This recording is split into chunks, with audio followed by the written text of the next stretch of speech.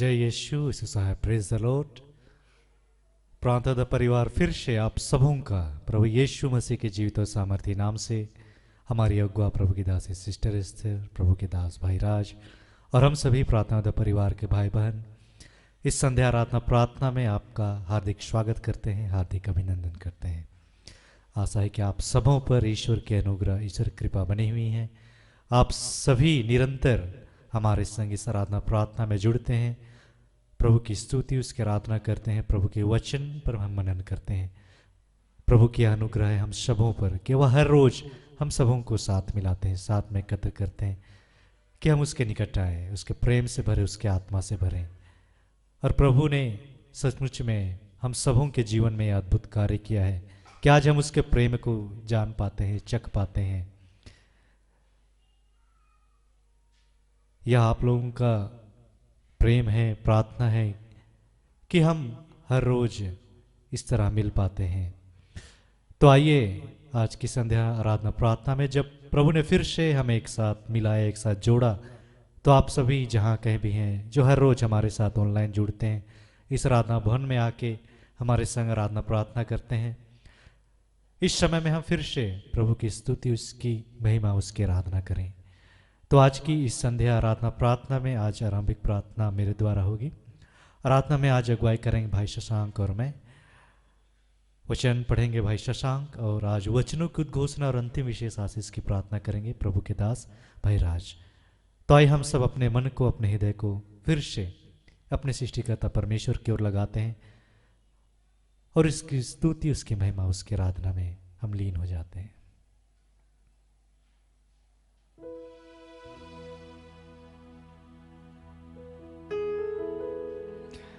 इस घड़ी आप जहां कहीं भी हैं, हम इस समय को प्रभु को समर्पित करें। हम सब एक मन हो जाएं और एक मन होकर आज फिर से हम प्रभु को पुकारें, बड़े विश्वास के साथ, बड़े भक्ति भाव और श्रद्धा के साथ उसके निकट आए, इस विश्वास में कि इस घड़ी प्रभु का आत्मा हमारे बीच में है, क्योंकि उसने हमसे यह वादा किया है कि जहां 2 या 3 मेरे नाम से एकत्र होते हैं, मैं उनके संग, उनके बीच होता हूं। हमारा प्रभु इस घड़ी हमारे संग है, हमारे साथ है। इस घड़ी हम अपने आप को समर्पित करें, अपने हृदय के हर एक भावों को।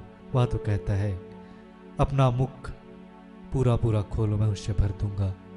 वह तो कहता है तुम अपना हृदय अपने ईश्वर के सम्मुख खोलो, क्योंकि उसे हमारा ध्यान है, वह हमारी सुधि लेता है।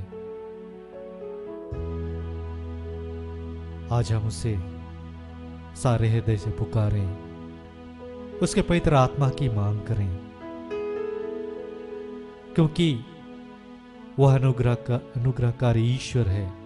उसने कहा मैं कभी तुम्हें अनाथ ना छोड़ूंगा, बल्कि मैं तुम्हें एक दूसरा सहायक पवित्र आत्मा प्रदान करूंगा। उसने हमसे कहा है मांगो तो तुम्हें मिलेगा, खटखटाओ तो तुम्हारे लिए खोला जाएगा। हम जानते हैं कि हम उस ईश्वर से अलग होकर कुछ भी नहीं है। उस ईश्वर से दूर रहकर सिर्फ हमें दूरियां ही मिलेंगी। जब हम ईश्वर से जुड़ते हैं तो हम फलवंत होते हैं,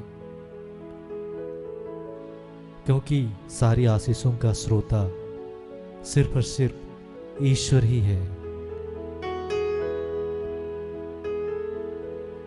यह समय है उसे पुकारने का, उसे आमंत्रित करने का अपने जीवन में, अपने परिवार में,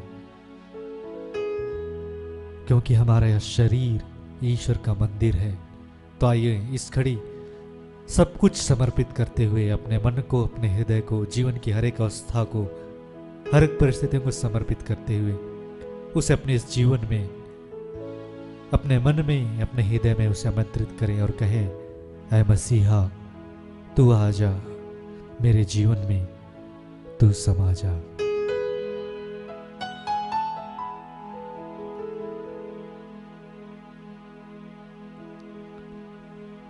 ऐ मसीहा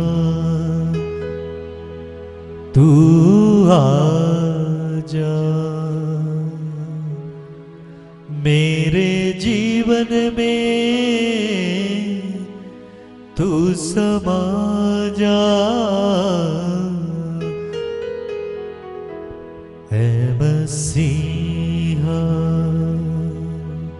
इस घड़ी हम पुकारे, सभी अपने मुख को खोलते हुए बोले, ऐ मसीहा तू आजा,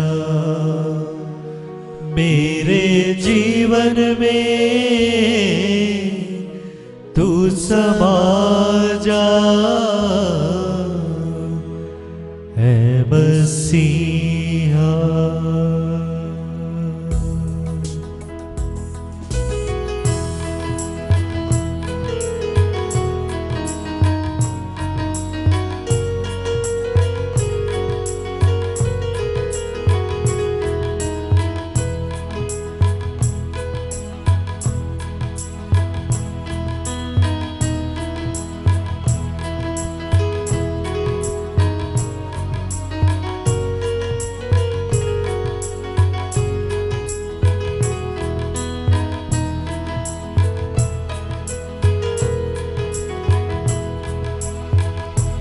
ऐ मसीहा तू आजा, मेरे जीवन में तू समा जा, ऐ मसीहा तू आजा, मेरे जीवन में तू समा जा, ऐ मसीहा तू आजा, मेरे जीवन में तू समा जा, ऐ मसीहा।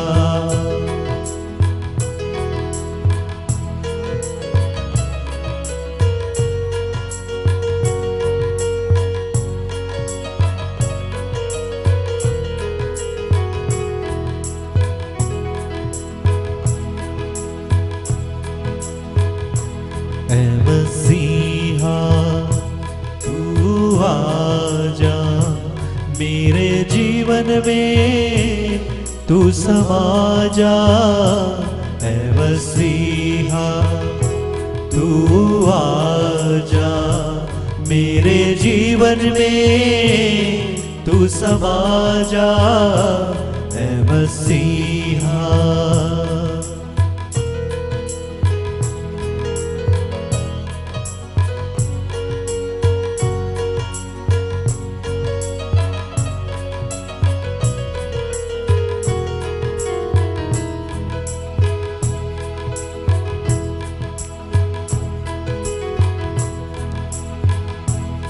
तेरे प्रेम से मुझे भर दे, तेरे प्रेम से मुझे भर दे, तेरी शांति मुझको दे दे, तेरी शांति मुझको दे दे, तेरे पावन लहू से धो दे, तेरे पावन लहू से धो दे, तेरे पावन आत्मा से भर दे, तेरे पावन आत्मा से भर दे, ऐ मसीहा तू आजा, मेरे जीवन में तू समा जा, ऐ मसीहा।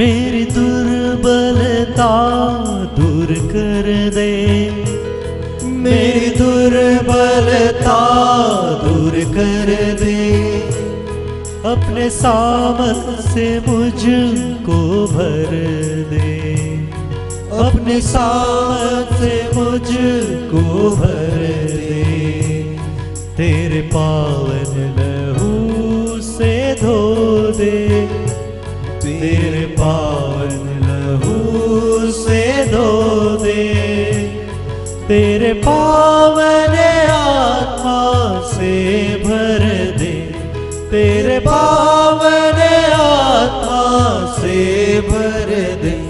ऐ मसीहा तू आजा, मेरे जीवन में तू समा जा।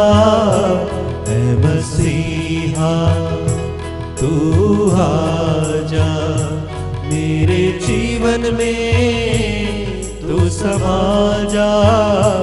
Hallelujah hallelujah hallelujah hallelujah hallelujah hallelujah hallelujah hallelujah hallelujah hallelujah hallelujah hallelujah hallelujah.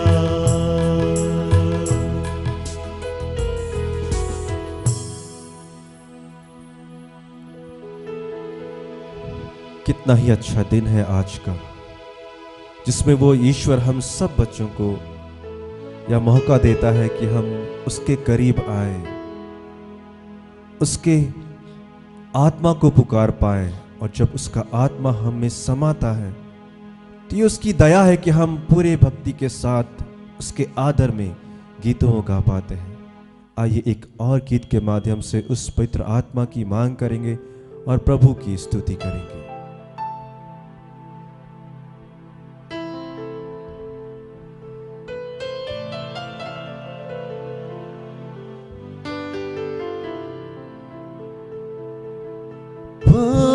पवित्र अति पवित्र स्थान में ले चल प्रभु।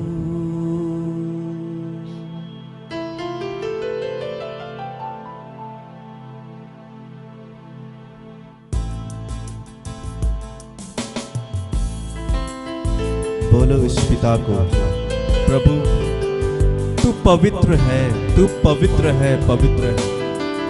और जैसा तू पवित्र है प्रभु, हम भी तेरे समान पवित्र होना चाहते हैं।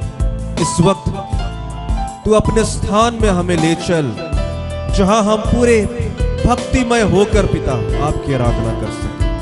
हम तुझे पुकारते हैं प्रभु, इस वक्त हमारी पुकार को सुन प्रभु।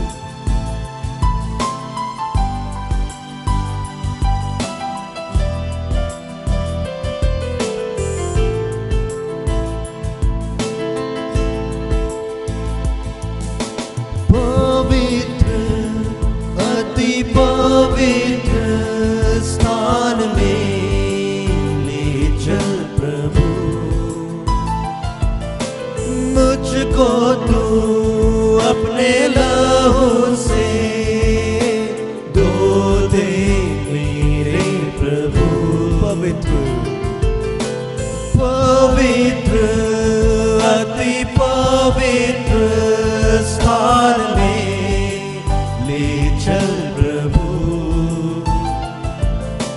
मुझको तू अपने लहू से धो दे मेरे प्रभु। तेरे सामने झुकते हैं, सजदा हम करते हैं। तेरे सामने झुकते हैं, सजदा हम करते हैं। आत्मा और सच्चाई से आराधना करते हैं। आत्मा और सच्चाई से आराधना प्रभु। पवित्र अति पवित्र स्थान में ले चल प्रभु,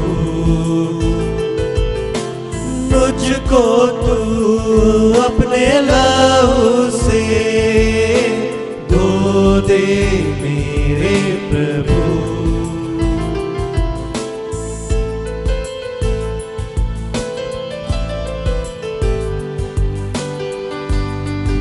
हे यीशु, तेरे उस पावन लहू का छिड़काव चाहते हैं प्रभु। इस वक्त छिड़क दे प्रभु हमें, जैसा दाऊद कहता है जुफा से हम पर जल छिड़क दे प्रभु। इस वक्त हम कहते हैं प्रभु जुफा से अपने लहू का छिड़काव कर दे प्रभु।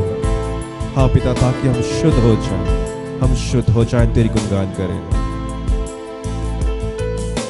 शुद्ध जल तू छिड़क दे, मन को मेरे बदल दे। प्रार्थना है हमारी, आत्मा से तू भर दे। शुद्ध जल तू छिड़क दे, मन को मेरे बदल दे। प्रार्थना है हमारी, आत्मा से तू भर दे। तेरे सामने झुकते हैं, सजदा हम करते हैं। तेरे सामने झुकते हैं, सजदा हम करते हैं। आत्मा और सच्चाई से आराधना करते हैं।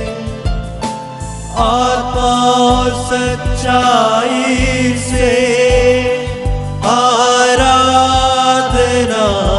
करते हैं। पवित्र अति पवित्र स्थान में ले चल प्रभु, मुझको तू अपने लहू से धो दे मेरे प्रभु।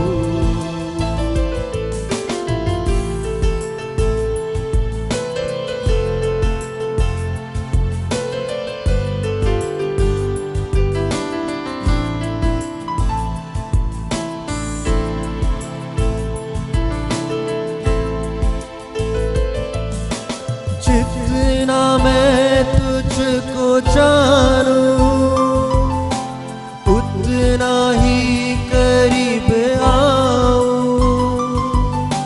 जितना मैं तुझको चाहूं, उतना ही आशीष पाऊं।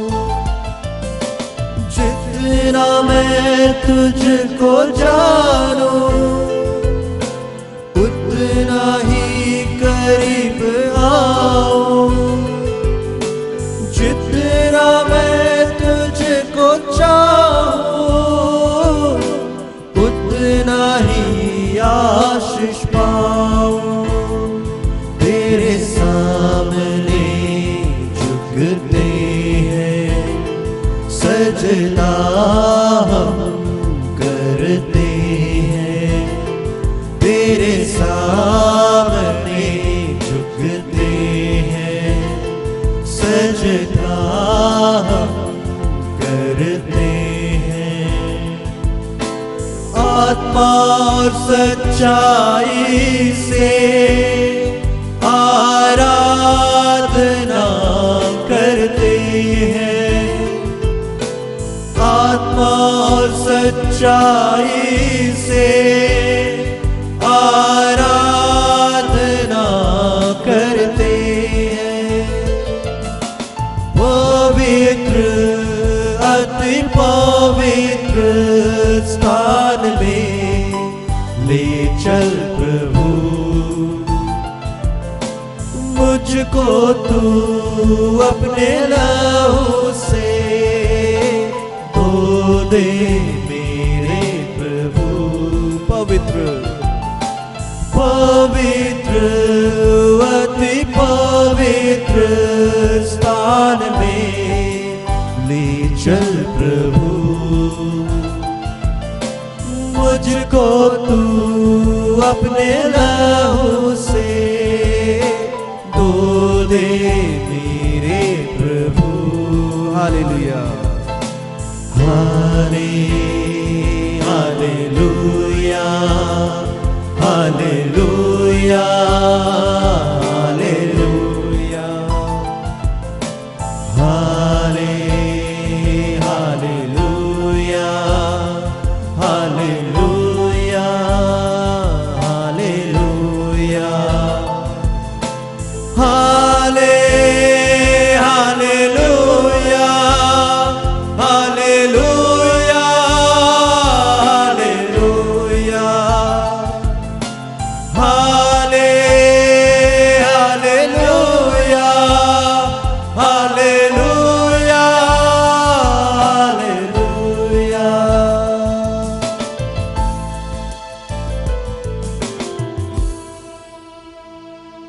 तेरी ही स्तुति हो, तेरी ही आराधना हो, तेरी ही गुणगान हो प्रभु।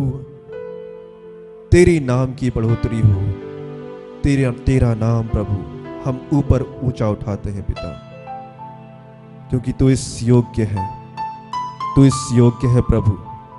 हाँ प्रभु, तू पवित्र है, पवित्र है, पवित्र है। धन्यवाद प्रभु कि हम सबों को तूने अपनी आत्मा से भरा। धन्यवाद करता हूं इस भेंट को तूने अर्पित चाहा प्रभु, इस भेंट को तूने ग्रहण किया। धन्यवाद प्रभु।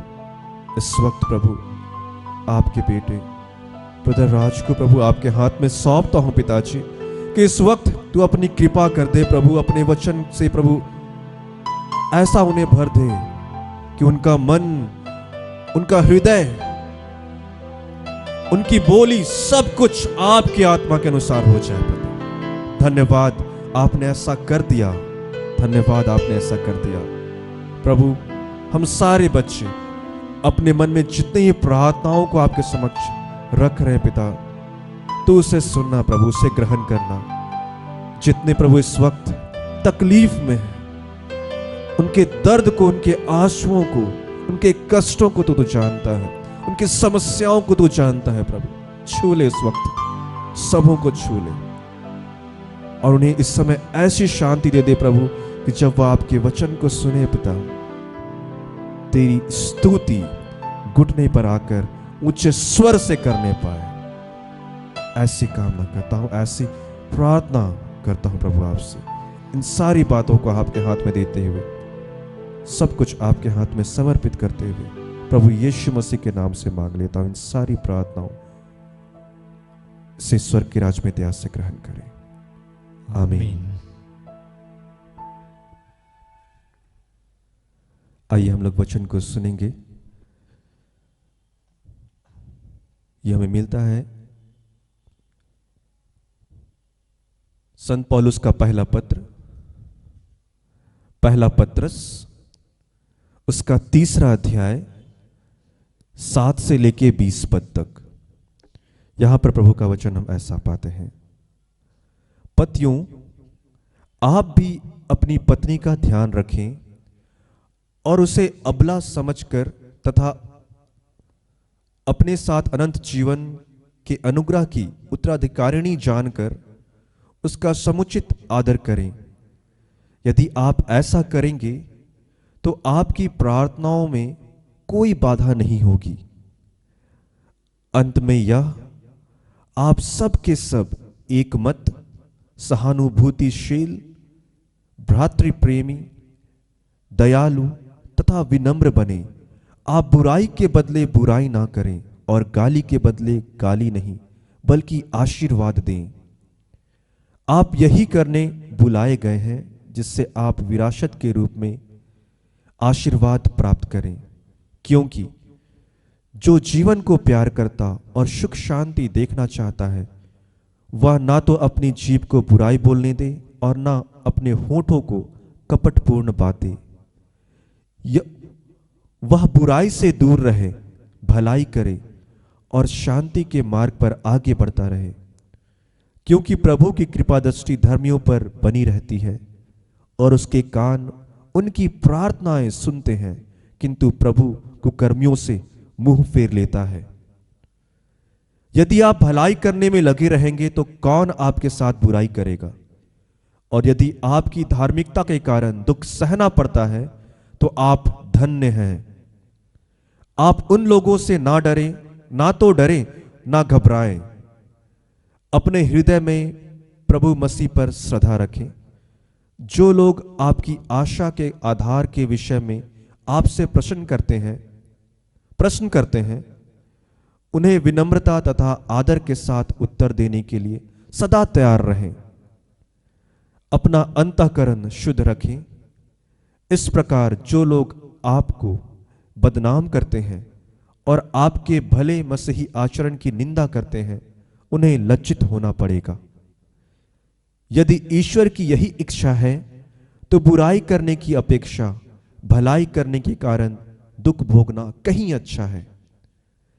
मसीह भी एक बार पापों के प्रायश्चित के लिए मर गए, धर्मी अधर्मियों के लिए मर गए, जिससे वह हम लोगों को ईश्वर के पास ले जाए।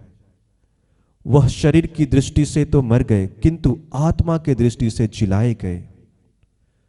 वह इसी रूप से कैदी आत्माओं को मुक्ति का संदेश सुनाने गए। उन लोगों ने बहुत पहले ईश्वर के विरुद्ध विद्रोह किया था, जब वह धैर्यपूर्वक प्रतीक्षा कर रहा था और नूह का जहाज बन रहा था। उस जहाज में थोड़े ही अर्थात 8 व्यक्ति जल से बच गए थे। यह प्रभु की वाणी है। ईश्वर को धन्यवाद।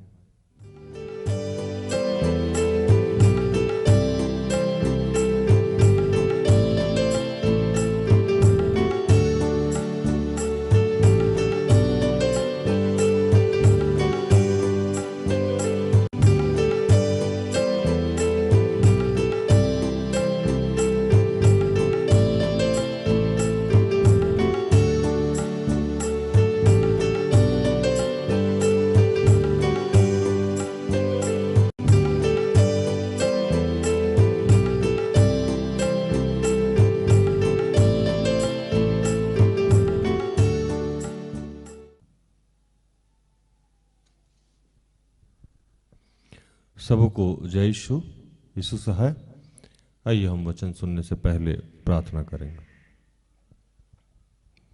कि हे दयालु पिता, हे ईश्वर और पृथ्वी के सृजनहार, हे हम सबके रचयिता, तेरा धन्यवाद करते हैं आज के सुंदर और आशीषित दिन के लिए जो तूने एक नए अध्याय के रूप में हमारे जीवन से जोड़ दिया।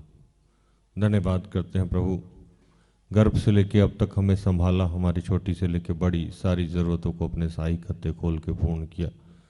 धन्यवाद करते हैं प्रार्थना योद्धा परिवार के लिए।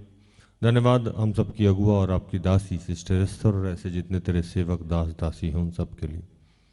धन्यवाद करते हैं हमारे जितने सहयोगी भाई बहन हैं उन सब के लिए, जितने लोग मुझे अपने घरों से या जहाँ से भी मुझे देख रहे हैं उन सब के लिए तेरा धन्यवाद। जो लोग आराधनालय में हैं उनके लिए तेरा धन्यवाद।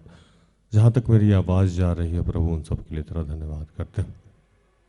आज के इस वचन के लिए तेरा धन्यवाद, तेरी इस उपस्थिति के लिए तेरा धन्यवाद करते हैं कि प्रभु गर्भ से लेके अब तक हमने कोई भी ऐसा कार्य किया हो जो आपकी इच्छा के विरुद्ध है, उसके लिए आपसे क्षमा चाहते हैं।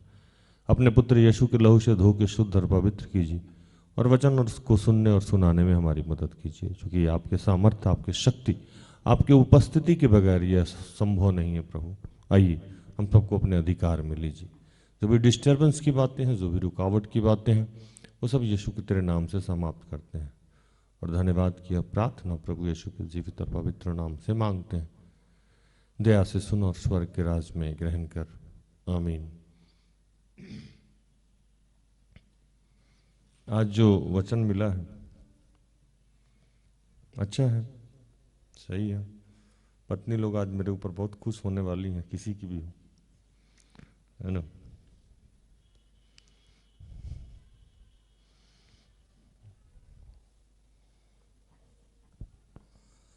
पहला पत्रस अध्याय 3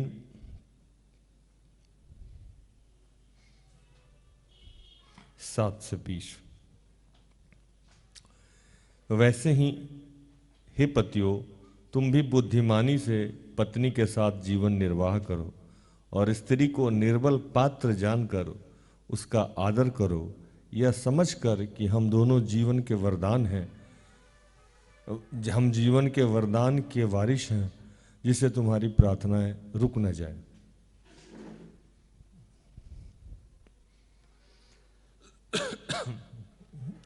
अतः सब के सब एक मन और कृपामय और भाईचारे की प्रीति रखने वाले और करुणामय और नम्र बनो।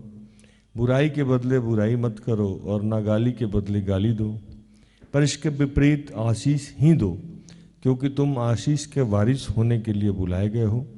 क्योंकि जो कोई जीवन की इच्छा रखता है और अच्छे दिन देखना चाहता है, वो अपने जीभ को बुराई से और अपने होठों को छल की बातें करने से रोक रखे। वह बुराई के साथ छोड़े और भलाई करे और मेल मिलाप को ही ढूंढे और उसके यत्न में रहे, क्योंकि प्रभु की आंखें धर्मियों पे लगी रहती है और उसका कान उनकी विनती की ओर लगे रहते हैं। परंतु प्रभु बुराई करने वाले के विमुख रहता है। यदि तुम भलाई करने के लिए उत्तेजित रहो तो तुम्हारी बुराई करने वाला फिर कौन है? तो तुम्हारी बुराई करने वाला फिर कौन है? यदि तुम धर्म के कारण दुख उठाओ तो धन्य हो, पर लोगों के डराने से मत डरो और ना घबराओ, पर मसीह को प्रभु जानकर अपने मन में पवित्र समझो। जो कोई तुमसे तुम्हारी आशा के विषय में कुछ पूछे, उसे उत्तर देने के लिए सर्वदा तैयार हो, पर नम्रता और भय के साथ और विवेक भी बुद्धि रखो, इसलिए कि जिन बातों के विषय में तुम्हारी बदनामी होती है, उन्हीं के विषय में वे जो मसीह में तुम्हारे अच्छे चाल चलन का अपमान करते हैं लज्जित हो। क्योंकि यदि परमेश्वर की यही इच्छा है कि तुम भलाई करने के कारण दुख उठाओ, तो यह बुराई करने के कारण दुख उठाने से उत्तम है। इसलिए कि मसीह ने भी अर्थात अधर्मियों के लिए धर्मी ने पापों के कारण एक बार दुख उठाया, ताकि हमें परमेश्वर के पास पहुंचाए। वह शरीर के भाव से तो घात किया गया, पर आत्मा के भाव से जिलाया गया। उसी में उसने जानकर कैदी आत्माओं को भी प्रचार किया, जिन्होंने इस बीते समय में आज्ञा ना मानी, जब परमेश्वर ने नूह के दिनों में धीरज धरकर ठहराया और जहाज बना रहा था, जिसमें बैठकर थोड़े लोग और 8 प्राणी पानी के द्वारा बच गए।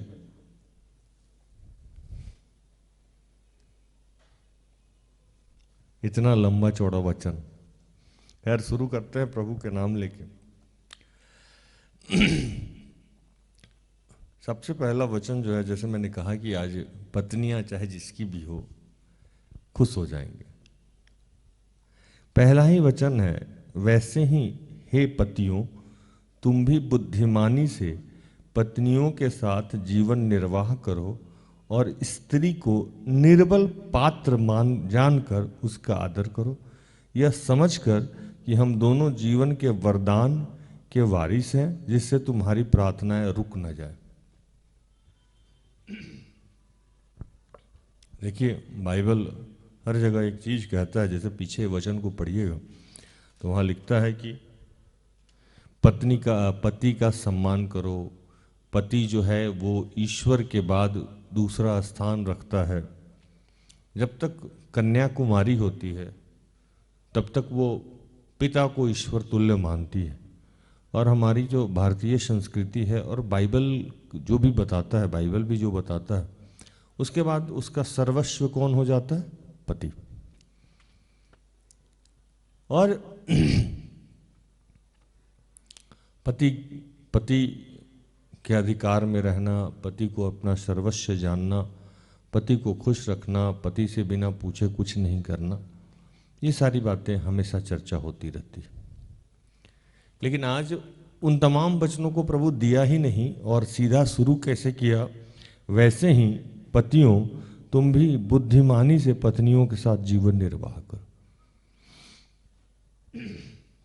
अब बुद्धिमानी से जीवन निर्वाह करने का क्या मतलब है भूषण भाई? तो बुद्धिमानी से जीने का क्या मतलब है? बाकी लोग कहता है कि वैसे ही पतियों तुम भी बुद्धिमानी से पत्नियों के साथ जीवन निर्वाह करो और स्त्री को निर्बल पात्र जानकर आदर करो। निर्बल पात्र क्या होता है?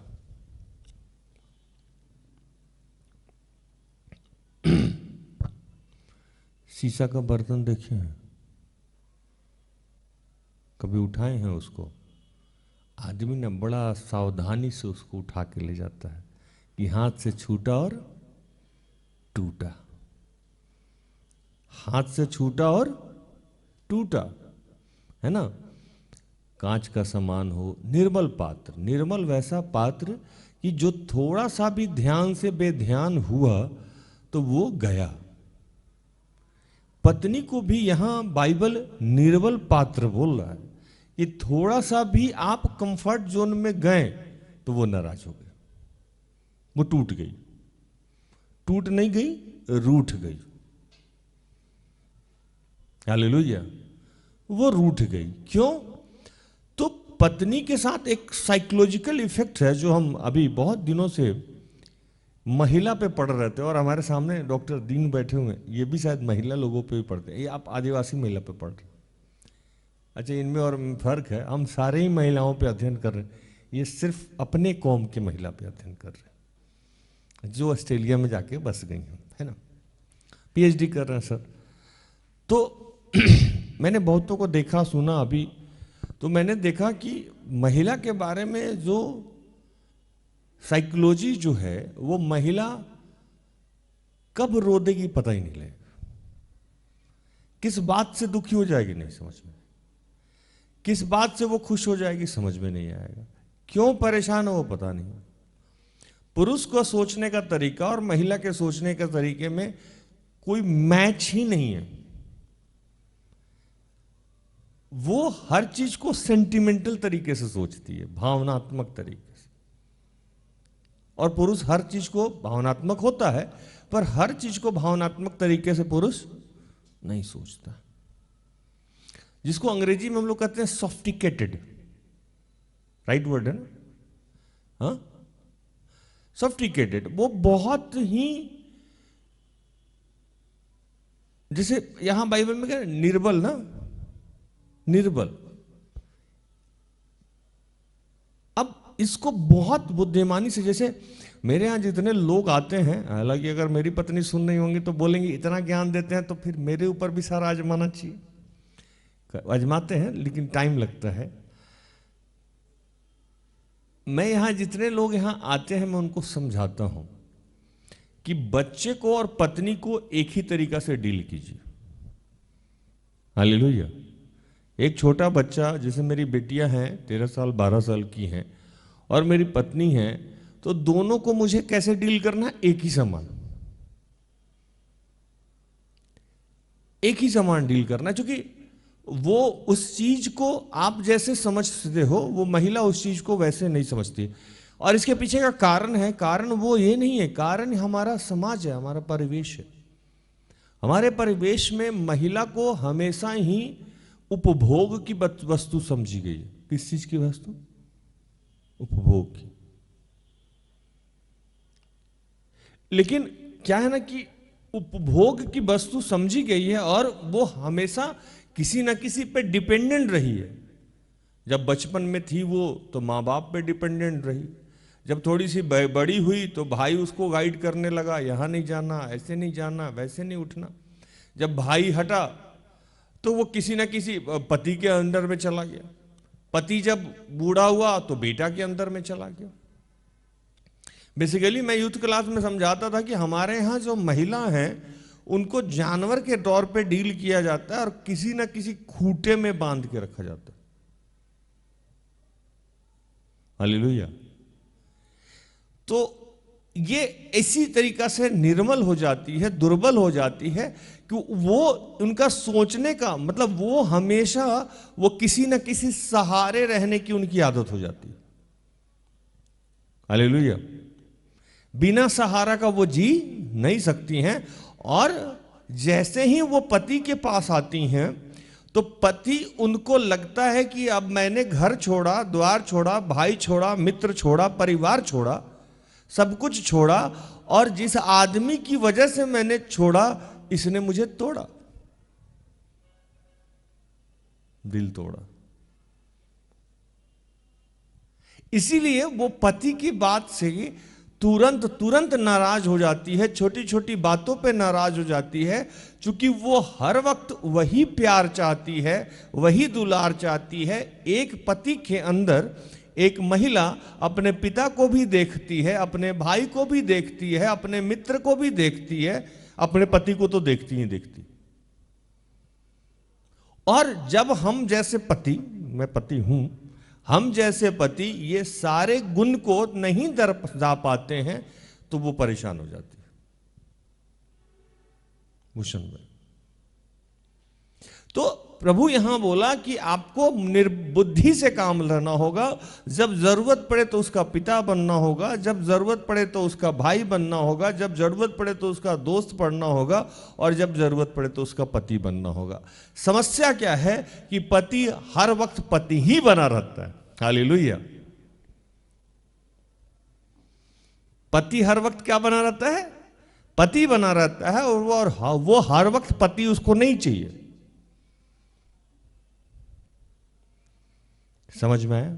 आज जितने भी पति हैं, प्रभु उन सबको ये कह रहा है कि बुद्धि के साथ काम लीजिए। जैसे एक नाजुक बर्तन को या नाजुक पात्र को आप इस्तेमाल करते हैं, उसका हर वक्त ध्यान रखते हैं कि वो कहाँ टूटेगा, कहाँ बिखरेगा, कहाँ जल जाएगा, कहाँ गल जाएगा, तो संभल के उसका इस्तेमाल करते हैं, उपभोग करते हैं, एक दूसरे जगह से स्थानांतरित करते हैं। वैसे ही पत्नी के रिश्ते में संभल के आपको चलना चाहिए ताकि उनका दिल न दुखे। क्योंकि वो पत्नी सब कुछ छोड़ के और सब कुछ त्याग के सिर्फ अब आपके लिए जी रही है, और उसके दिमाग में यह बैठा हुआ है कि अब वो आपके वंश को, आपके परिवार, उसके दिमाग में क्या बैठा हुआ कि वो अपने परिवार को छोड़ के आपके परिवार का वंश वृद्धि कर रही है। आपके परिवार, आपके माँ को, आपके पिता को, आपके भाई को, आपके बहन को उसने अपनाया है और आपने उसको नहीं अपनाया है। समझ में आया? भूषण भाई, ये समस्या है। इसीलिए प्रभु आज पहले वचन में कह रहे हैं कि बुद्धि से काम लीजिए, बुद्धि से नहीं, बुद्धि से काम लीजिए, यहां से काम नहीं लीजिए। हालेलुया। अभी बड़ी गहरी बात बता रहे हैं प्रभु। पत्नी को कहां से डील करना है? यहां से। हम डील कहां करते हैं? यहां से। डील कहां से करना है? यहां से। बोल नहीं रहे, कहीं सुनाई ना देते पत्नी को। समझ लीजिए, जो देख रहे हैं उन्हीं को समझ में आएगा, है ना? तो दिमाग से डील करना है। दिमाग से कैसे डील करना है? कब क्या उचित है, क्या अनुचित है, क्या सही है, क्या कितना प्यार देना है, कितना नहीं देना है, कब देना है, कब नहीं देना है। हमारे समाज में कुछ लोग पत्नी को बच्चा पैदा करने वाला मशीन समझते हैं। हाँ या नहीं? कुछ लोग शारीरिक उपभोग करने का मशीन समझते हैं। कुछ लोग हमारे यहां पत्नियों को काम वाली बाई समझते हैं। पत्नी क्यों चाहिए, है ना? तो एक भाई बोला हमको कि पत्नी नहीं, इससे अच्छा वॉशिंग मशीन खरीद लेंगे, है ना? खाना बनाने वाला बर्तन खरीद लेंगे, है ना? या रोटी मेकर ना, रोटी मेकर खरीद लेंगे, वॉशिंग मशीन खरीद लेंगे, लेकिन विवाह नहीं करेंगे। अब उस भाई को अकेले में ले जाके पूछिए कि आप काम वाली बाई ला रहे थे कि वाइफ ला रहे थे? आप उसको रिप्लेस कैसे कर रहे हैं? शादी क्यों नहीं करना है? तो शादी इसलिए नहीं करना है कि हमको अपना वॉशिंग मशीन से काम चले, मतलब कपड़ा धोने के लिए आ रही थी, और रोटी मेकर ले लेंगे, मतलब खाना बनाने के लिए आ रही थी। बस हमारे जीवन में पत्नी का उपभोग इतना ही मात्र रह गया।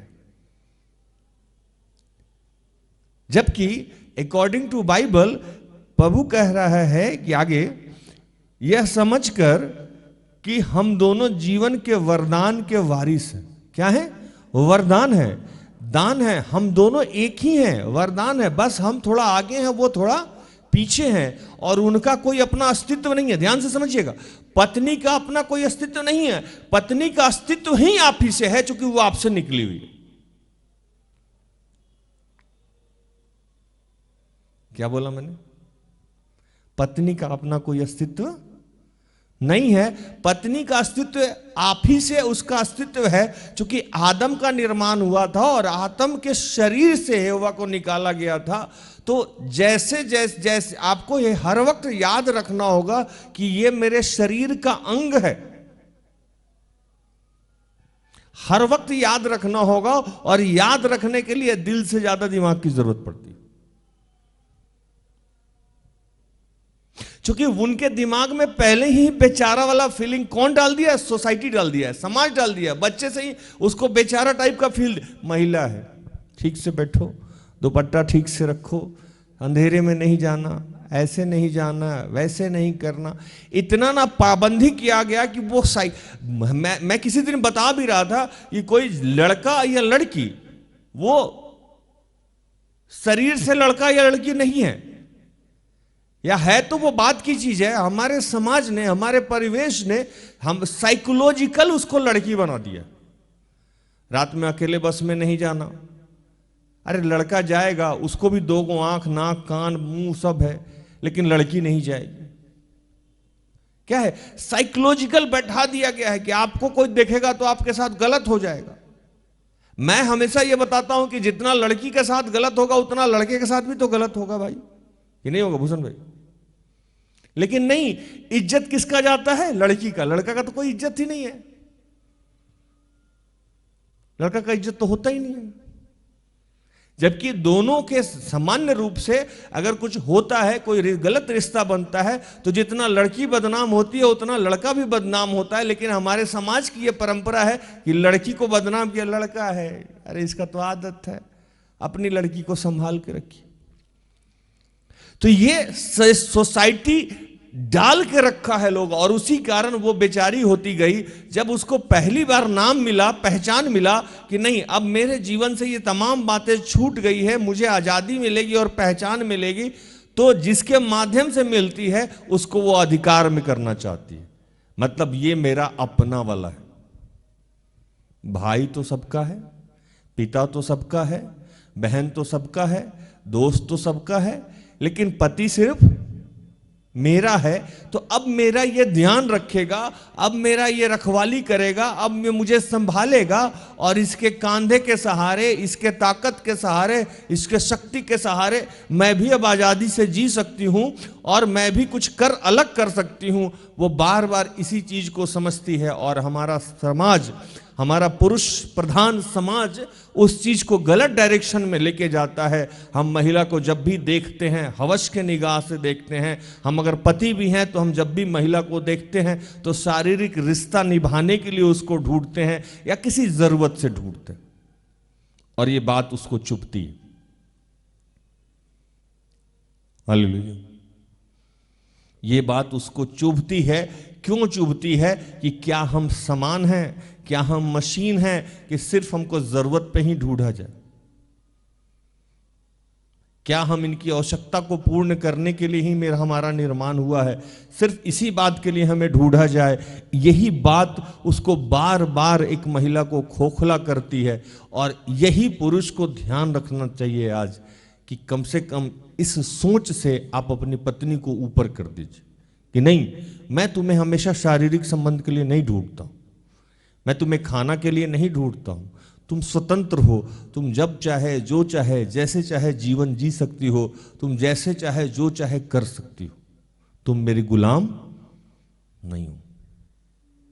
यहां प्रभु कह रहा है बुद्धि से काम लीजिए, उसका आत्मविश्वास बढ़ाइए, उसका कॉन्फिडेंस बढ़ाइए। ये आपका काम है, क्योंकि दोनों ही आप वरदान हैं। और इसके लिए आपको उसका आत्मविश्वास बढ़ाना होगा। और आत्मविश्वास बढ़ाने का मैंने कुछ कुछ आपको तरीका बताया जो मेरे जीवन में मुझे अनुभव है और जो मैंने बाइबल का अध्ययन किया है या जो पवित्र आत्मा आज मुझे प्रेरित कर रहा है। ये करना होगा आपको। लेकिन क्या है कि ऐसा हम करते नहीं है। यही करना होगा। आखिरी में, उस वचन के आखिरी में प्रभु कह रहा है कि अगर आप ऐसा नहीं करते हैं तो जितने भी आज पुरुष लोग मुझे सुन रहे हैं, कहता है कि आपकी प्रार्थनाएं नहीं सुनी जाएगी। हालेलुया। आपकी प्रार्थनाएं नहीं सुनी जाएगी, क्योंकि जो कर्तव्य, जो जिस चीज का निर्वहन करने के लिए जो जिम्मेवारी आपको दिया गया, जो पहले आपको दिया गया संभालने के लिए, वो आप संभाल नहीं रहे हैं। आपको दिया ही गया था कि दोनों एक मन हो जाएंगे। कैसे हो जाएंगे? एक मन और एक तन हो जाएंगे। आप एक मन नहीं हो रहे हैं, एक तन नहीं हो रहे हैं। जब उससे एक मन एक तन नहीं हो रहे हैं तो आप ईश्वर से एक मन कैसे हो सकते हैं? इसीलिए प्रभु ने कहा कि जा, मैंने जो तुम्हारी जिम्मेवारी दी थी वो तुम पूरा नहीं करते हो, अब मैं तुम्हारी प्रार्थनाओं को नहीं सुनूंगा। इसीलिए अक्सर जिनके घर में महिला का सम्मान नहीं है, जिनके घर में उसके पत्नी का मान सम्मान नहीं है, वो पुरुष अक्सर तरक्की करता हुआ नहीं पाया गया है, क्योंकि पिता उसकी प्रार्थनाओं को नहीं सुनता। हम शराब पी के जाते हैं, पत्नी के साथ शारीरिक रिश्ता बनाते हैं, अगर नहीं बनाई तो ऊपर से डंडा से मारते हैं। आप मान लीजिए कि आपका कभी भी विकास नहीं हो सकता, क्योंकि ईश्वर ने उसकी भी रचना आप ही के शरीर से की थी और आपका ध्यान लगाने के लिए, आपका मान सम्मान करने के लिए कहा था, लेकिन आपको भी तो उसका मान सम्मान करने के लिए कहा गया था। आप ये भूल गए। हालेलुया। और बाइबल में ये बहुत जगह लिखा हुआ है। अगर यहां लिखता है कि जिससे तुम्हारी प्रार्थनाएं रुक ना जाए, स्पष्ट प्रभु कह रहा है कि आपकी प्रार्थनाएं रुक जाएगी, क्योंकि आप अपने पत्नी के साथ एक मन नहीं है। आपका विकास रुक जाएगा, आपकी प्रार्थनाएं रुक जाएगी, आपके जीवन में विभिन्न प्रकार की समस्याएं आ जाएगी, अशांति फैल जाएगी। इसलिए आपका धर्म बनता है कि अपने पत्नी का सम्मान करें और उसको खुश रखें, और इसके लिए आपको बुद्धि का इस्तेमाल करना होगा। आपको उसकी भावनाओं को समझना होगा, आपको उसकी सारी जज्बातों को समझना होगा, और ये समझने के लिए आपको दिल से ज्यादा दिमाग का इस्तेमाल करना होगा। और दिमाग कौन सा? प्रभु का प्रज्ञा और बुद्धि का इस्तेमाल करना होगा। हालेलुया।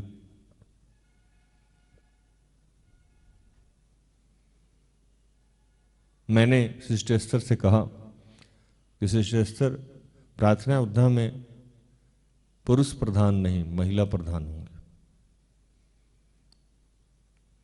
हमारे टीम में महिलाओं को उतना ही सम्मान दिया जाता है जितना पुरुषों को दिया जाता है।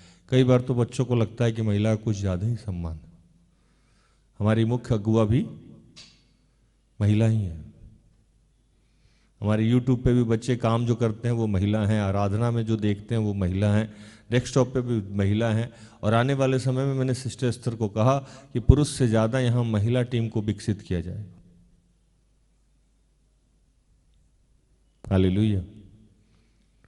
प्रभु ने कहा था कि हमारा चुनाव क्यों हुआ है? जो दबे हैं, जो कुचले हैं,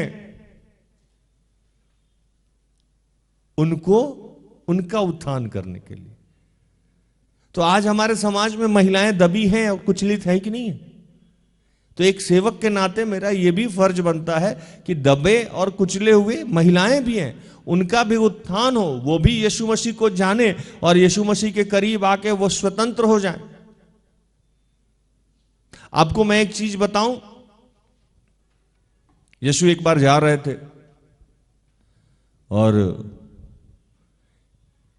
कहीं जा रहे थे, लेकिन जाते जाते वो अपना रास्ता डाइवर्ट कर दिए और गए तो दोपहर का समय था। एक महिला को उन्होंने देखा कि पानी भर रही थी। हाँ या नहीं? याद आया किस्सा ये? यीशु ने उनसे कहा कि मुझे पानी पिला दे। तो वो महिला कहने लगी कि अगर तू जानता कि मैं कौन हूं तो तू मुझसे पानी नहीं मांगता, क्योंकि मैं अशुद्ध हूं, मेरे से कोई होके गुजरता नहीं है, मुझसे कोई बात नहीं करता है।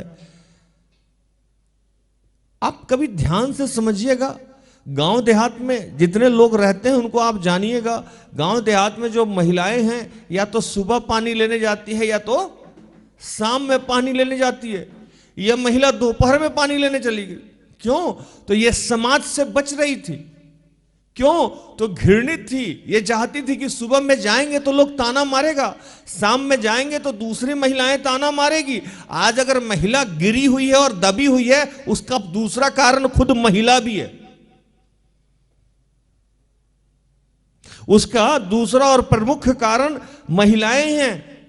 वो महिला वहां से पानी भरने नहीं जाती थी दिन में, शाम में और सुबह में, वो दिन में गई थी। उसके पीछे का कारण जब आप सोचिएगा समझिएगा तो आपको पता ये लगेगा कि वो इसलिए नहीं जाती थी कि वहां लोग उसको तिरस्कृत करता था, उसका मजाक उड़ाता था, उसका ठिठोली उड़ाता था। और कौन ज्यादा उड़ाता था? महिला। आज हमारे यहां बेटी किसको नहीं चाहिए? सास को।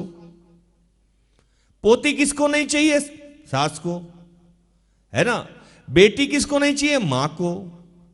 बहू किसको नहीं भाता है? सास को।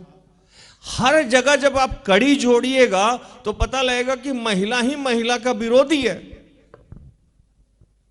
ना। हम जिस दूसरे धर्म ग्रंथ के किताब में लिखा है कि नारी न भावे नारी के रूपा। एक महिला को दूसरा महिला पसंद नहीं है, एकता नहीं है। आज भी अगर आपका पुरुष सम्मान नहीं कर रहा है तो उसके पहले पीछे कहीं ना कहीं महिला का हाथ। तो ये भी चीज बदलना होगा। वो यीशु ने वहां उनसे कहा कि मैं तो जानता हूं कि तुम कौन हो।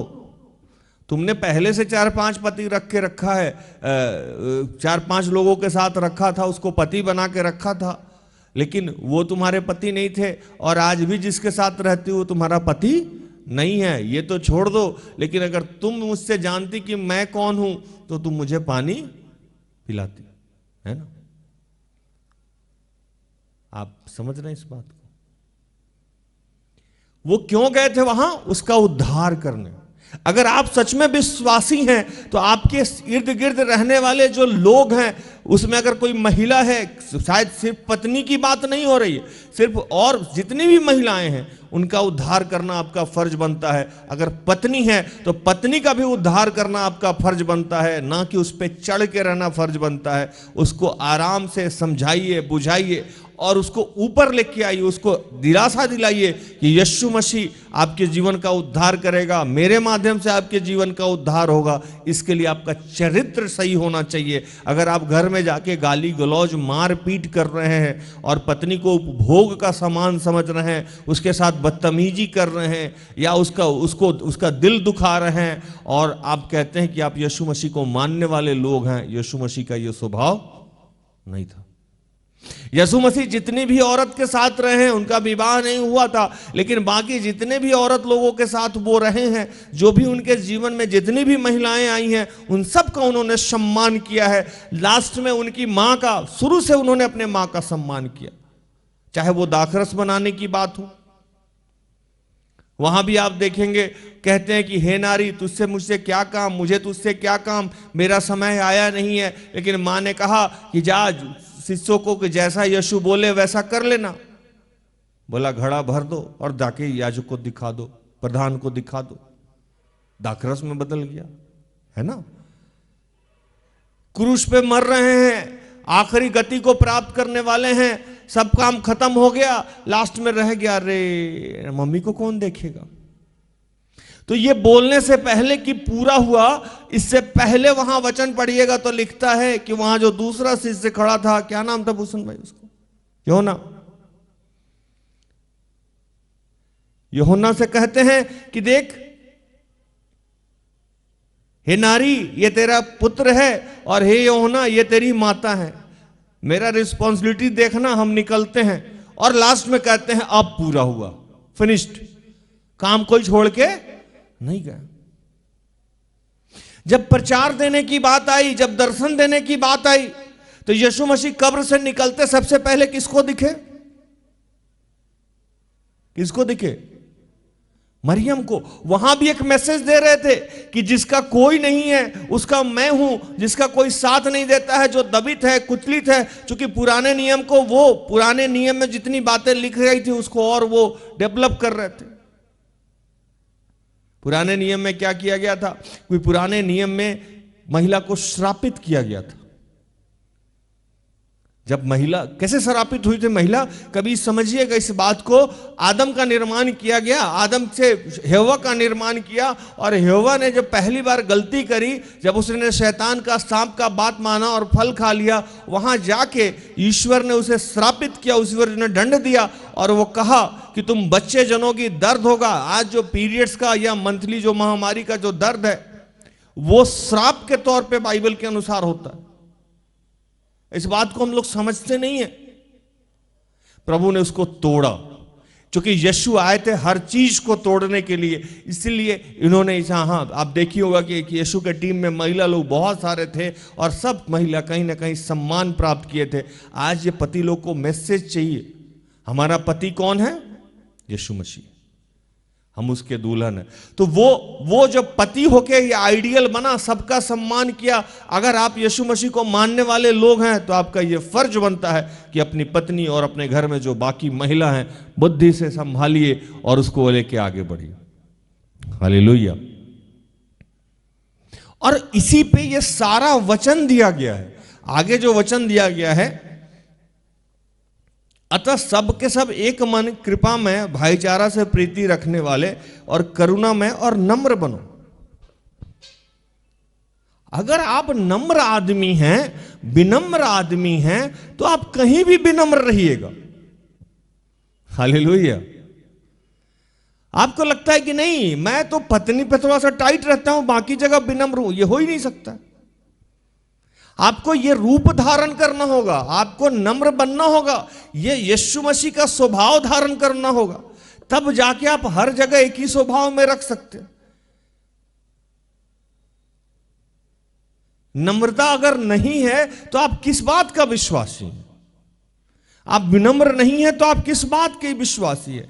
बुराई के बदले बुराई मत करो, गाली के बदले गाली ना दो, पर इसके विपरीत आशीष दो, क्योंकि तुम आशीष के वारिस होने के लिए बुलाए गए हो। घर में थोड़ा सा कुछ हुआ नहीं, वो एक बोली हम 10 बोले, हम मर्द हैं भैया, मैन विल बी मैन, एकदम चढ़ के रहना है भैया, हार कैसे जाएंगे, है ना। प्रभु बोला बुराई के बदले बुराई नहीं करो, गाली के बदले गाली नहीं दो। ये वचन घर में लागू नहीं होता है। अगर आप कहते हैं कि आपकी पत्नी खराब है, आपके माँ बाप लोग खराब है, आपके परिवार के लोग खराब है, प्रभु ने आपको समझाया नहीं था कि नम्र बनो। प्रभु ने ये वचन नहीं लिखा है कि बुराई के बदले बुराई नहीं करो। अगर आपकी पत्नी बुरा है तो आप भी बुराई कर रहे हैं तो क्या फर्क पड़ा? अगर वो गाली दे रही है, वो बदतमीजी कर रही है, आप भी गाली दे रहे हैं, बदतमीजी करते हैं, किस बात का विश्वासी?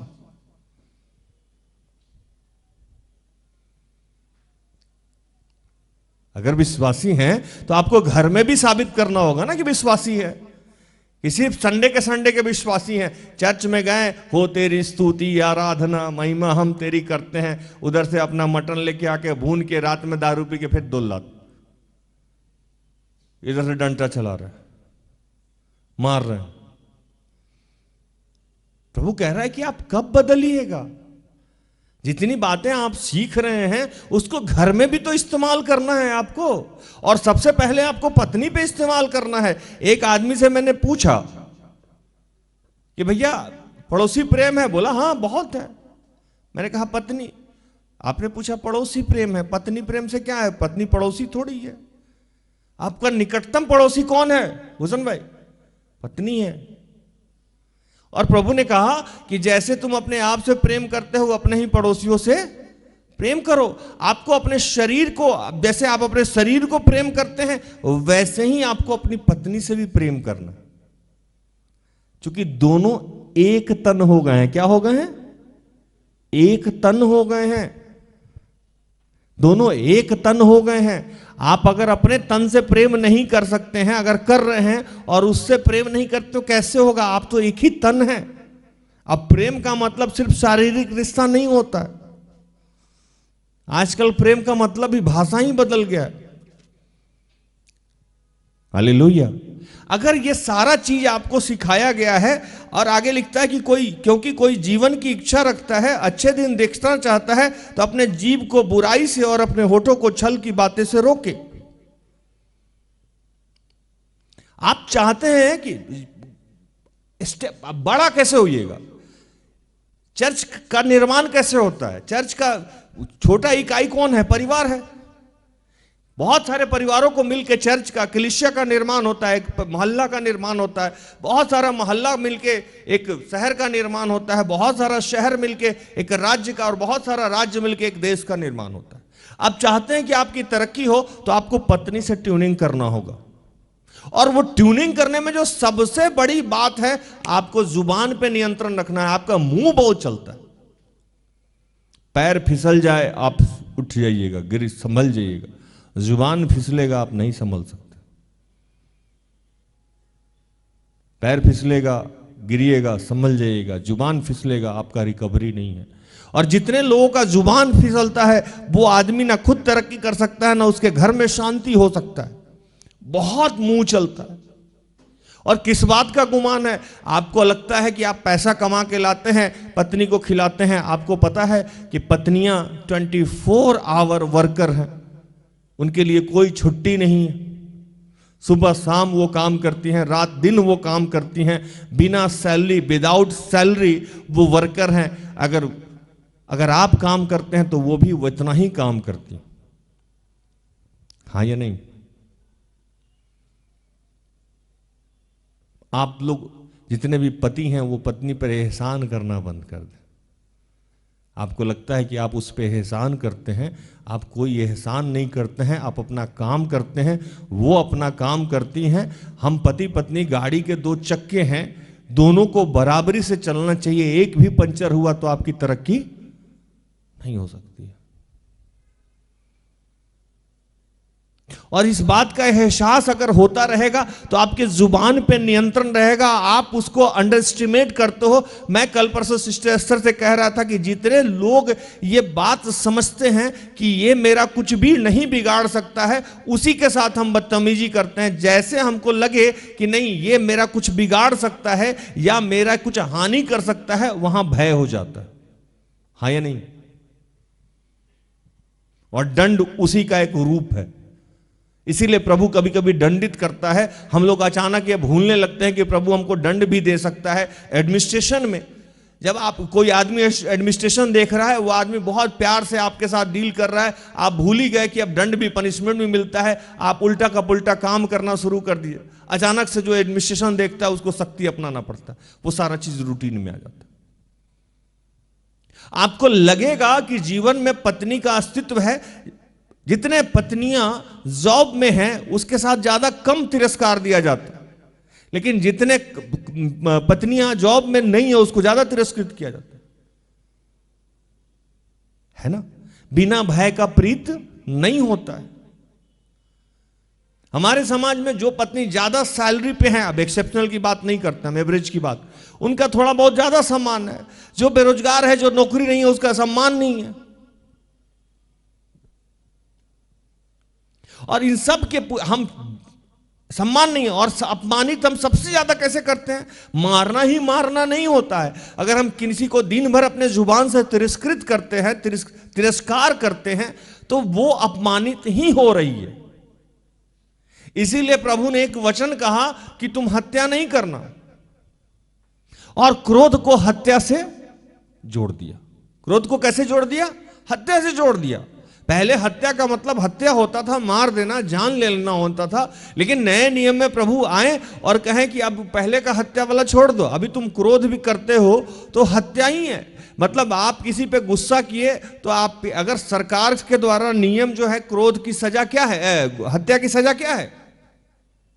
उम्र कैद और फांसी।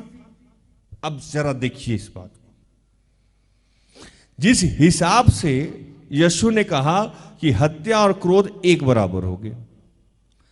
अब आप आज पीछे नहीं जाइए, एक सप्ताह पहले से अभी तक जोड़िए कि आपने अपने घर में कितनी बार क्रोध की है। इसके अनुसार आपको हटवार में होना चाहिए था, है ना?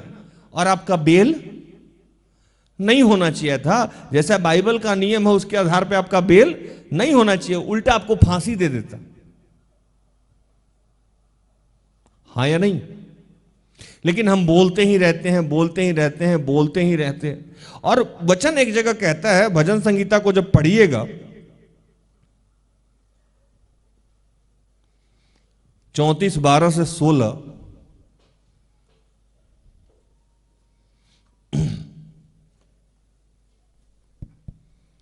भजन संहिता अध्याय 34 वचन संख्या 12 से 16।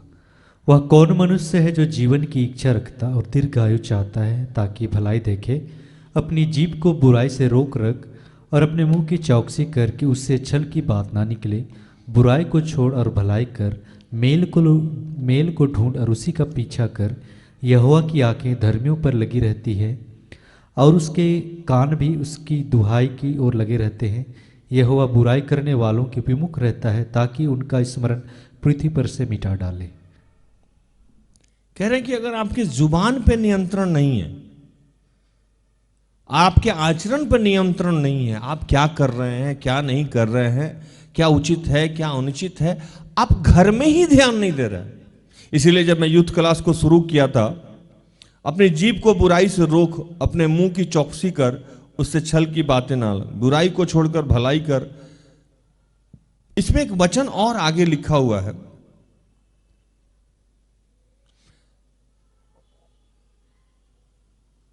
अगर इस वचन को उल्टा पढ़ें, यहोवा नहीं, सीधा ही पढ़ते हैं 16, यहोवा बुराई करने वाले के विमुख रहता है, ताकि उनका स्मरण पृथ्वी से मिटा दे। क्या करे?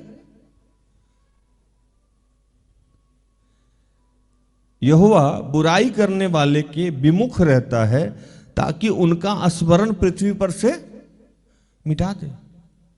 अगर आपका आचरण सही नहीं है, अगर आपका जुबान सही नहीं है, अगर आपका व्यवहार सही नहीं है, तो प्रभु क्या कह रहा है? आपको मिटा देगा, मिटने के लिए तैयार हो जाइए। पहला वचन में कहा उसने कि स्पष्ट आपकी कोई प्रार्थनाएं नहीं सुनी जा रही है, क्योंकि आप पत्नी का सम्मान नहीं कर रहे हैं, पत्नी का आप ध्यान नहीं रख रहे हैं, पत्नी से आप प्यार नहीं कर रहे हैं। तो आपकी प्रार्थनाएं करते रहिए, चाहे जितना साल प्रार्थना करना है, आपकी समस्या ही नहीं समाप्त होगी। लीजिए। और यहां कह रहा है कि अगर अभी भी आप अपने आचरण को नहीं संभाले तो आपका विनाश हो जाएगा, मिट जाइएगा। क्योंकि हम हमेशा यूथ क्लास में एक बात बताते रहे हैं, हमसे बच्चा लोग पूछा कि भैया क्या करना चाहिए। मैंने कहा कि जो 4-5 लोग आपके घर में देना चाहिए, वो पहले आपसे खुश रहना चाहिए। पहले वहां तो जीत लो, फिर मेरे पास आना। और बाइबल कहता है कि तुम अपने घर के अच्छे प्रबंधक नहीं हो सकते हो तो किसी कलीसिया के प्रबंध नहीं दिया जाएगा, नहीं दिया जाएगा। वो मना कर, नहीं देंगे ही नहीं। पहले घर वाला जो 5 को लोग दिया गया उसको संभाल के आई, उससे सर्टिफिकेट लेके आइए आप। मुझसे हमेशा लोग पूछता है, मैंने कहा कि मुझे सेवक, अगर मेरी पत्नी मान गई कि मेरा पति सेवक हो गया है, राज सेवक हो गया है, तब मैं मान लूंगा कि वो मैं सेवक हूं। मेरी बेटी मान ले कि नहीं पापा मेरे सेवक हो गए, तो मैं मान लूंगा कि सेवक हूं। आपके मानने से सेवक आए, क्योंकि मैं ओरिजिनल राज कौन हूं वो लोग मुझे जानते। हाँ या नहीं? आपसे तो मैं 10 मिनट मिलता हूं, बड़ी बड़ी बातें करूंगा, लेकिन मैं क्या एक्चुअल में सही में पति हूं? पत्नी मेरी मानती है कि मैं सेवक हूं, बेटी मेरी मानती है कि मैं सेवक हूं, तब मैं सेवक हूं। क्योंकि आपके पास तो मैं ड्रामा करके निकल जाऊंगा आधा घंटा में। हाँ या नहीं? और प्रभु कहा कि अगर आप भी अभी भी नहीं माने तो आपका विनाश हो जाएगा। लेकिन बाइबल के इस स्टेटस को, इस विषय वस्तु को ना कोई समझता है ना समझाता है। हम बड़ी बड़ी बातें करेंगे, हम धर्म की बातें करेंगे, हम बाइबल की बातें करेंगे, हम प्रेम की बातें करेंगे, लेकिन जैसे घर में हम घुसते हैं वहां कुछ दिखता ही नहीं। सास बहू के साथ खेल रही है, बहू सास के साथ खेल रही है, और उन सब के पीछे का जिम्मेवार कौन है? पति है। अगर आपकी मां आपकी पत्नी पे अन्याय कर रही है तो आपको रोकना चाहिए। बदतमीजी नहीं करे, लेकिन तमीज से तो रोक ही सकते हैं कि मां ये गलत है, मैंने इसका हाथ थामा है, ये मेरे सहारे यहां है। अगर इसने कुछ गलत किया है तो बोलो, आप इस पे अत्याचार नहीं कर सकती हैं। अगर एक पति खड़ा हो जाए अपने पत्नी के सपोर्ट में तो पूरा घर का सिस्टम ठीक हो जाएगा, हाँ या नहीं हुसन भाई? लेकिन हम आंख रखते हुए देखते रहते हैं, देखते रहते हैं, देखते रहते हैं, और हमसे लोग आगे पूछता है, भैया मेरी माँ है, कुछ बोलेगे तो क्या बोलेंगे, हम तो माँ, ईश्वर सिखाया है कि माँ के विरुद्ध में नहीं बोलना है। मैंने कहा ईश्वर सिखाया है माँ के विरुद्ध नहीं बोलना है, लेकिन ईश्वर ये भी तो सिखाया है कि पत्नी आपकी शरीर है, उसका भी ध्यान रखना। इसी के लिए तो प्रभु ने आज पहले ही वचन में कहा कि बुद्धि से काम लेना हो। हालेलुया, बुद्धि से काम लेना।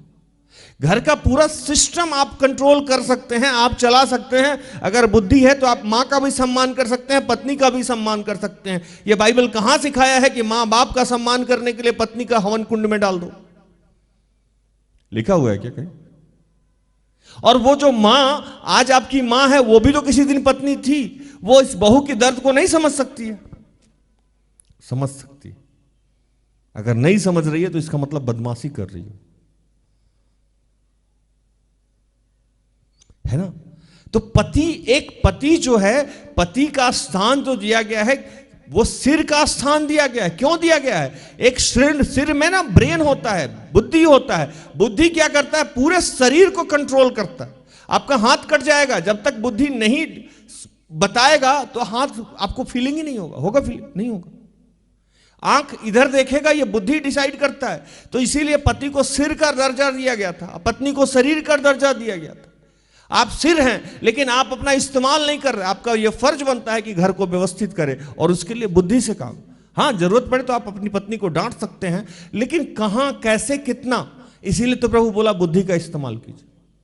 और इसीलिए मैंने पहले ही शब्द में कहा कि वो आपको एक बच्चे की तरह डील करना होगा घर को। हालेलुया। आज अगर पति सुधर जाए तो हर घर स्वर्ग हो जाए। क्योंकि पति पत्नी दोनों मिल के प्रार्थना में जाएंगे, दोनों एक मन होकर प्रार्थना में जाएंगे, और आपके बच्चे संस्कारी होने लगेंगे, और वो अगला जनरेशन फिर संस्कारी होकर खड़ा होगा। एक पति का आदत सुधर जाए, एक पत्नी की आदत सुधर जाए, दोनों मिलकर अगर विश्वासी की तरह जीवन जिए, पूरा का पूरा समाज बदल जाएगा, पूरा का पूरा देश बदल जाएगा, पूरा का पूरा विश्व बदल जाएगा, और सब लोग विश्वासी हो जाएंगे। ये सही है कि नहीं है? लेकिन हम तो भैया हम हैं, पूरा का पूरा बाइबल पढ़ गए, लेकिन बाइबल क्या कहता है आज तक समझ में नहीं आया है।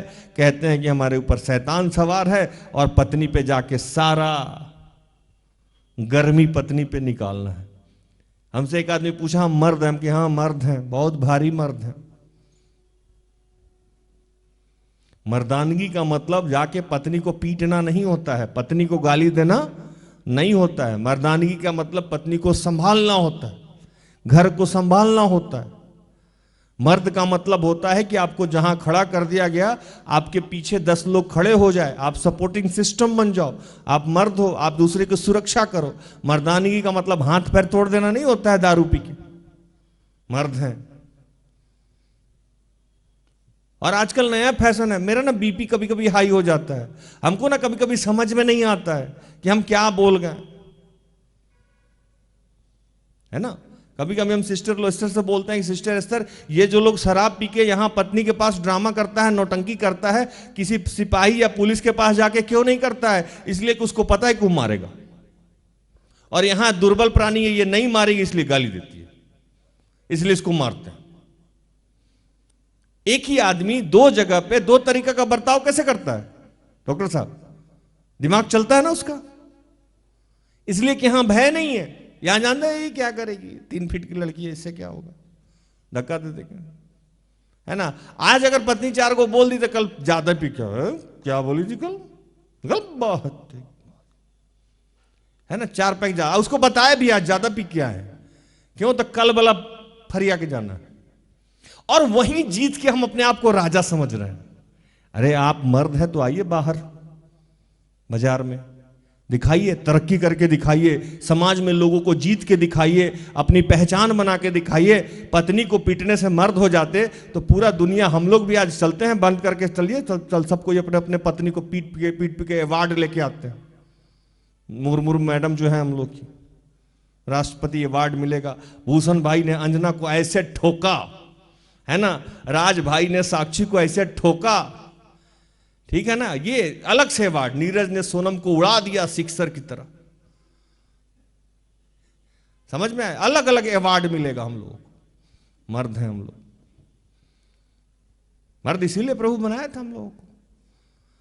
प्रभु कह रहा है कि आज चूंकि प्रचार बहुत आगे बहुत ज्यादा है और हम समाप्त कर देंगे, अगर आपको बाइबल की शिक्षा प्राप्त है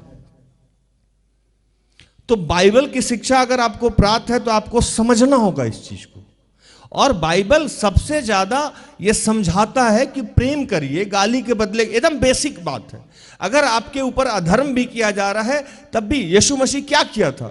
जब उस पर अधर्म हुआ था तो वो अधर्म तो किया नहीं था, लेकिन फिर भी वो बर्दाश्त किया। बाइबल में एक जगह वचन लिखा है कि तुम अपराध करे और घूसे खाओ तो कोई बहुत बड़ी बात नहीं है। अपराध करो और घूसे खाओ तो ये कौन सी बात है? तुमने गलत किया, उसने गलत किया, मारा आपको, लेकिन तुम अपराध करो और घूसे नहीं खाओ तब तुम विश्वासी हो। अगर पत्नी गाली दे और आप चुप रह जाइए तो मर्द हैं। नया मर्दानगी का भाषा बता रहे हो, है ना? क्यों? तो क्षमा करने के लिए ताकत की जरूरत होती है। कमजोर आदमी को ना गुस्सा पहले आता है, मजबूत आदमी को गुस्सा देर से आता है।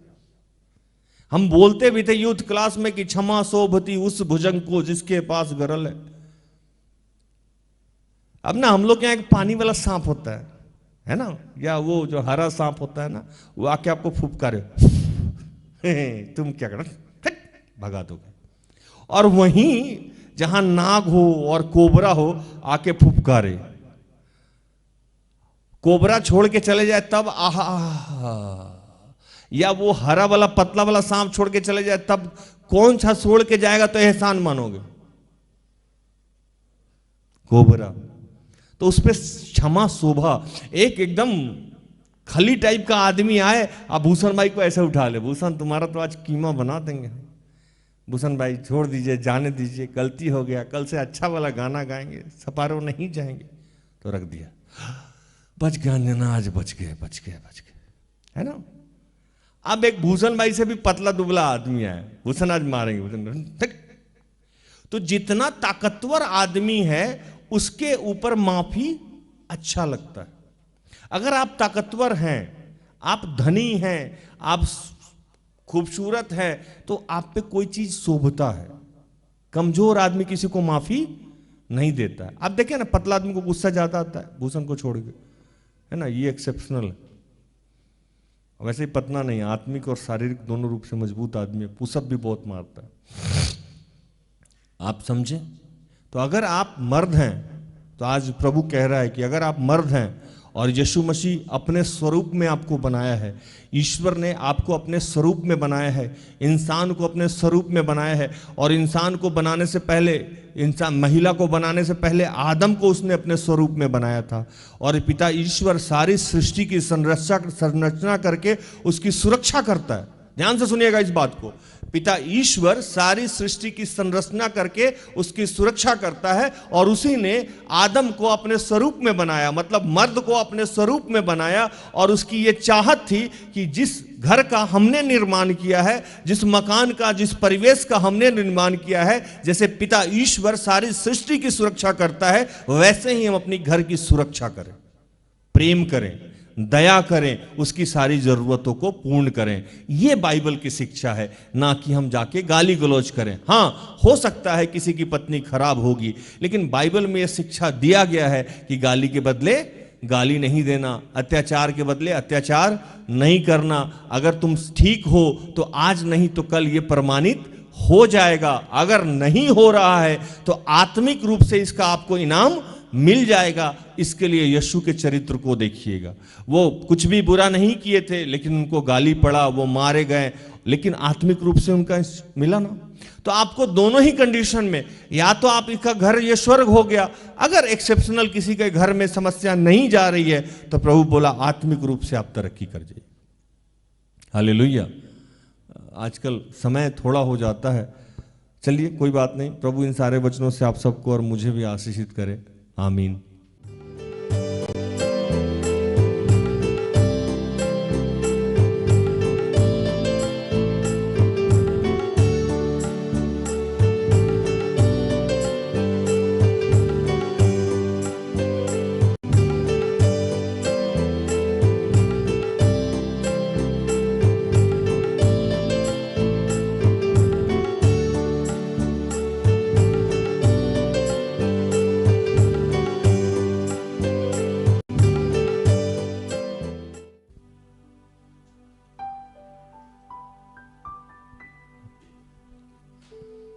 आइए हम प्रार्थना करें कि हे दयालु पिता, हम सबको ये शक्ति दे, सामर्थ्य दे, विशेषकर हम सारे पुरुषों को ये शक्ति दे, सामर्थ्य दे कि हम तेरा स्वभाव दिखा सकें, हम तेरे गुण को प्रकट कर सकें, हम तेरे प्रज्ञा, तेरे बुद्धि, तेरे ज्ञान से हमारी जो जिम्मेवारियां हैं उसे पूर्ण कर सके। प्रभु ऐसी कृपा चाहते हैं आज हम सब।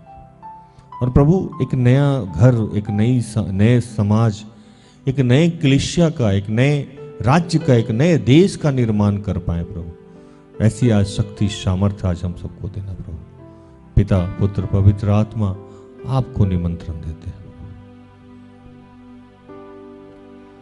मेरा उठना बैठना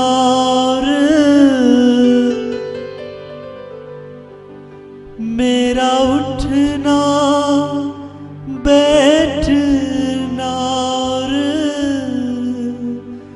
चलना तुझे भाता रहे। मेरे जीवन में यीशु तेरा नाम जलाल पाता रहे।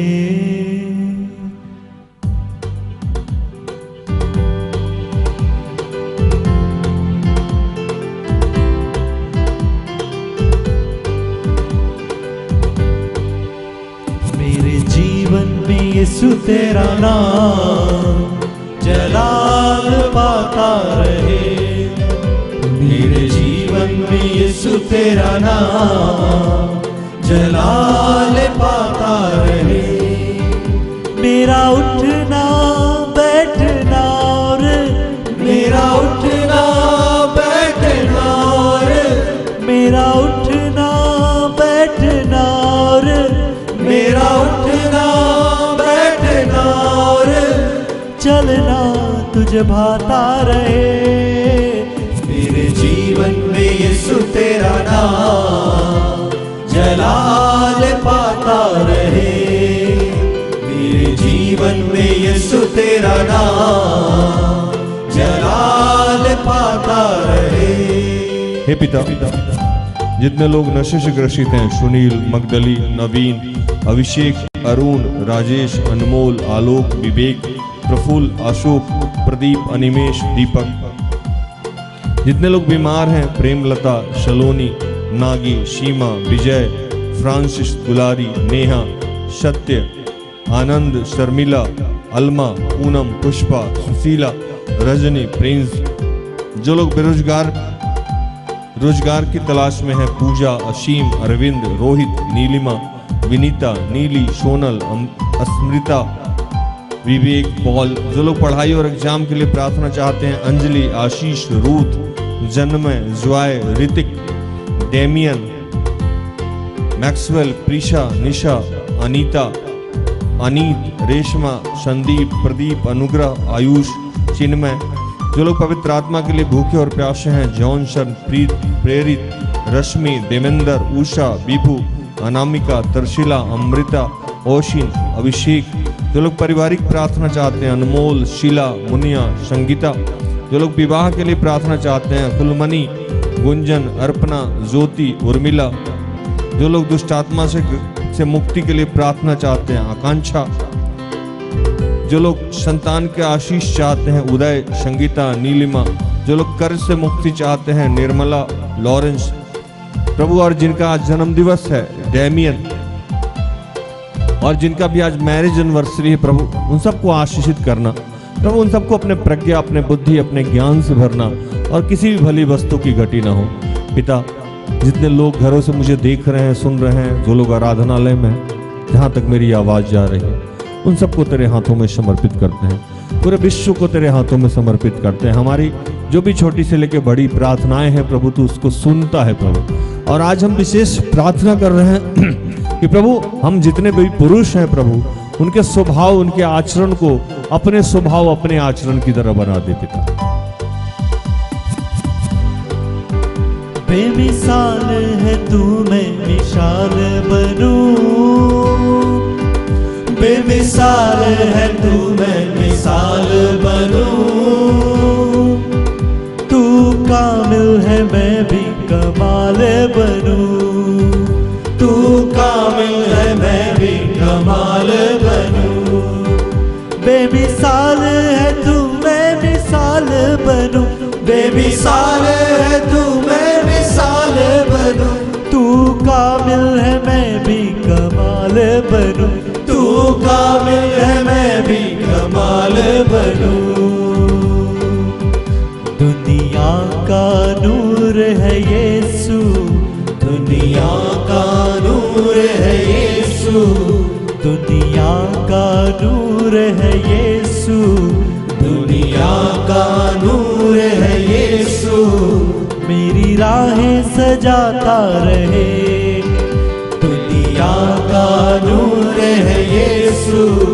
मेरी राहें सजाता रहे।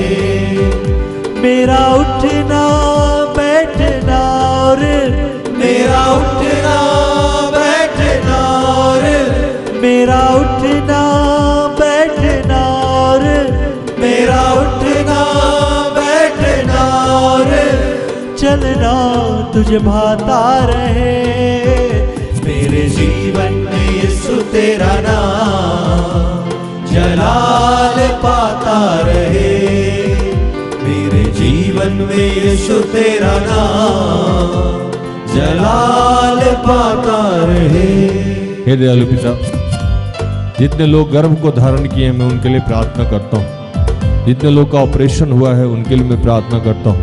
जितने लोग बुखार, सर्दी, उल्टी से परेशान हैं, मैं रश्मि के लिए और ऐसे जितने लोग हैं प्रभु उनके लिए प्रार्थना करता हूँ। प्रभु मैं प्रार्थना करता हूँ उन तमाम लोगों के लिए प्रभु जो इस वक्त यात्रा में है पिता। मैं प्रार्थना करता हूँ तमाम छोटे से लेकर बड़े व्यापारी के लिए प्रभु। मैं प्रार्थना करता हूँ इस देश के प्रधानमंत्री, राष्ट्रपति, जितने मुख्यमंत्री हैं, जितने मंत्रीगण हैं, जो भी प्रशासनिक, गैर प्रशासनिक अधिकारी हैं, प्रोफेसर हैं, डॉक्टर हैं, इंजीनियर्स हैं, टीचर्स हैं, प्रभु मैं उनके लिए प्रार्थना करता हूँ। मैं प्रार्थना करता हूँ घर के जितने मुखिया हैं प्रभु उन सब के लिए। और आज मैं उन तमाम पतियों के लिए भी प्रार्थना करता हूँ जो अपने मार्ग से भटक गए हैं प्रभु और लोगों के लिए ठेस और ठोकर का कारण बनते हैं। आने वाले रिट्रीट के लिए मैं तुझसे प्रार्थना करता हूँ प्रभु कि तेरी उपस्थिति है, तूने उसे आशीषित किया प्रभु, तेरा धन्यवाद करते हैं। सर्वस्व तुझे समर्पित करते हैं पिता और इन तमाम प्रार्थना को प्रभु यीशु के जीवित और पवित्र नाम से मांगते हैं। दया से सुन और स्वर्ग के राज में ग्रहण कर, आमीन। तो धन्यवाद, प्रभु आप सबको आशीष दे। आशा करते हैं कि आज के प्रार्थना से, आराधना से, वचनों की उद्घोषणा से और अंतिम प्रार्थना से प्रभु ने आप सबको स्पर्श किया। प्रार्थना योद्धा परिवार निरंतर आपका आभारी है कि आप हमारे साथ हैं, हमारा सहयोग करते हैं। जितने लोग हमें दान, दसवांश, श्रम के माध्यम से या किसी भी तरह से हमारे या हमारे जैसे जितने भी सेवकाई हैं उनकी सहायता करते हैं या प्रभु के जितने भी बच्चे हैं उनकी सहायता करते हैं, प्रभु उनको स्वर्गीय प्रतिफल दे। जीवन में कभी भी किसी भली वस्तु की घटी ना हो, सुख शांति से जीवन व्यतीत करें।